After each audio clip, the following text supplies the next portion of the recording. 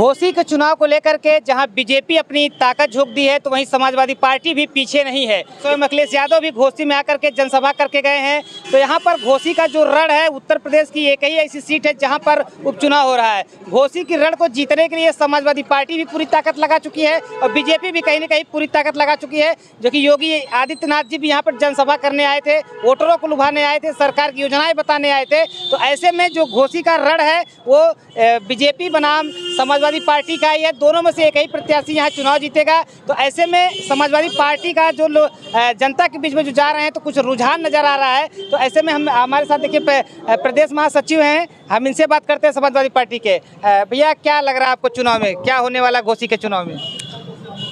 घोसी के चुनाव में समाजवादी पार्टी की एक तरफा जीत होने जा रही है। मैं लगातार एक हफ्ते से हम लोग चल रहे हैं और कहीं पूरी विधानसभा में ये नहीं दिखाई पड़ा कि भारतीय जनता पार्टी के प्रत्याशी दारा सिंह का कोई नाम लेने वाला है।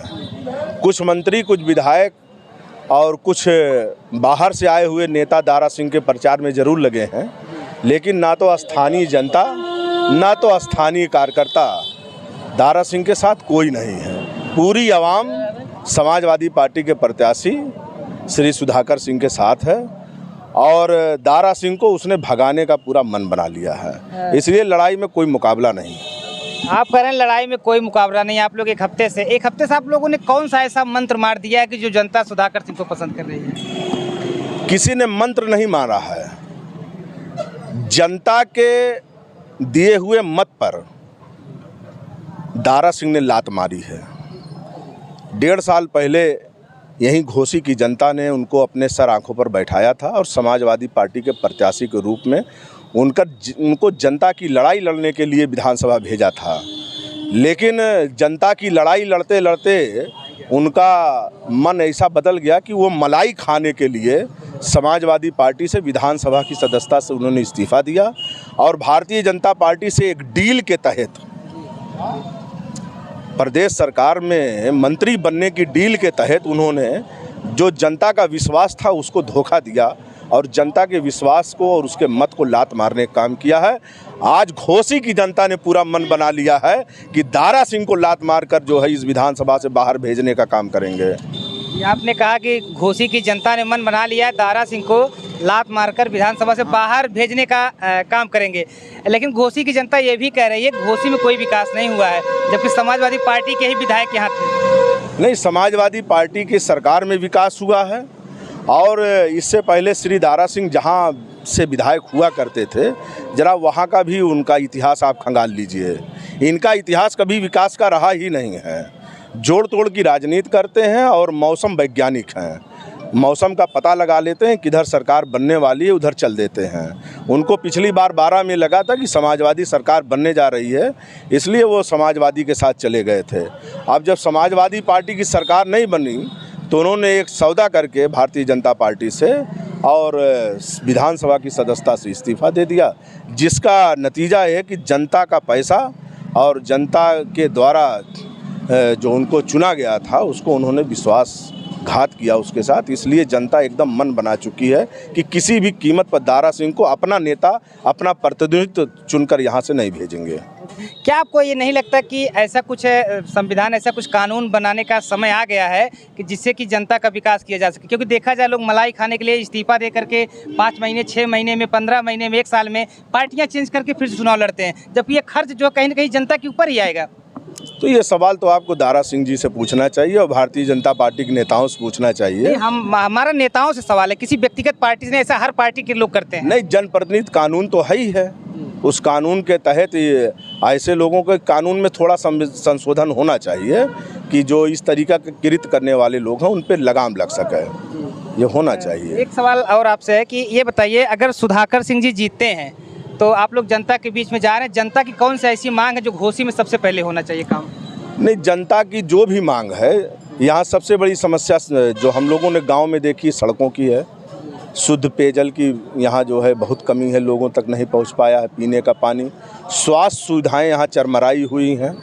यहाँ किसी भी तरीके से महिलाओं के लिए जो है मैंने 5 नगर पंचायतें हैं और महिलाओं के लिए ना तो शौचालय की व्यवस्था है, ना उनके बैठने का कोई इंतज़ाम। माने कहीं से बाहर से कोई आदमी आ जाता है शहर में तो उसको सुविधाओं का अकाल है।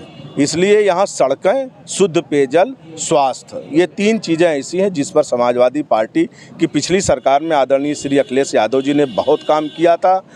और फिर हम जब भी सरकार में आएंगे तो हम ये सुविधा देने का काम करेंगे। घोसी की एक और बड़ी समस्या है, घोसी बाजार में जाम बहुत ज़्यादा लगता है जिससे जनता परेशान होती है। जीतने के बाद क्या उम्मीद किया जाए कि आप इसको पूरा करेंगे? बिल्कुल उस पर काम होगा। और ये तो नगर पंचायत अभी नई है और नगर पंचायत के अध्यक्ष से बात करके और सरकार से बात करके और विधायक का जो भी उसमें सहभागिता होगी, निजात दिलाने का काम किया जाएगा जनता को जाम से। समाजवादी पार्टी ने अपनी पिछली सरकार में आपने देखा होगा किस तरीके से अखिलेश यादव जी ने पूरे उत्तर प्रदेश से सड़कों को जाम मुक्त किया था, नई सड़कों का निर्माण कराया था, महिलाओं के सम्मान के लिए 1090 बनाया था, 108 एम्बुलेंस चलाई थी, 102 की पुलिस की सुविधा हमने दी थी। इस तरीके से हमने पुलिस हेडक्वार्टर नए बनाए, हाईटेक पुलिस हेडक्वार्टर बनाकर उत्तर प्रदेश की पुलिस को हाईटेक करने का हमने काम किया था ताकि अपराध पर नियंत्रण किया जा सके। समाजवादी पार्टी की सरकार ने पूरे उत्तर प्रदेश में न्याय स्थापित करने का काम किया था और हम उम्मीद रखते हैं कि आने वाले समय में समाजवादियों को जब मौका मिलेगा तो हम फिर न्याय स्थापित करने का काम करेंगे। देखा जाए घोसी में बीजेपी ने अपने 40 स्टार प्रचारकों की सूची जारी की है, 40 मंत्री यहाँ पर लगे हुए हैं बीजेपी को जिताने के लिए। तो कितना चैलेंज हो रहा है आप लोगों को फेस करने? कोई चैलेंज नहीं है। बाहर के लोग आए हैं, राजनीतिक पर्यटक हैं, आए हैं घोसी की जनता में दुआ सलाम नमस्ते बंदगी पैलगी करके चले जाएंगे। इसका जनता से कोई लेना देना नहीं है। सुधाकर सिंह यहीं के प्रत्याशी हैं, 4 कदम पर उनका घर है, नीम का 4-5 पेड़ है, उसी के नीचे उनका प्रत्याशी सुलभ रहता है, 24 घंटा बैठने वाले लोग हैं, है ना। इसलिए यहाँ की जनता को विश्वास है कि हम सुधाकर सिंह को वोट देंगे तो सुधाकर सिंह नीम के पेड़ की छांव में जो है जनता की समस्याओं के निराकरण के लिए और उसको सुनने के लिए सदैव मिलते रहेंगे। जी बहुत बहुत धन्यवाद आपका।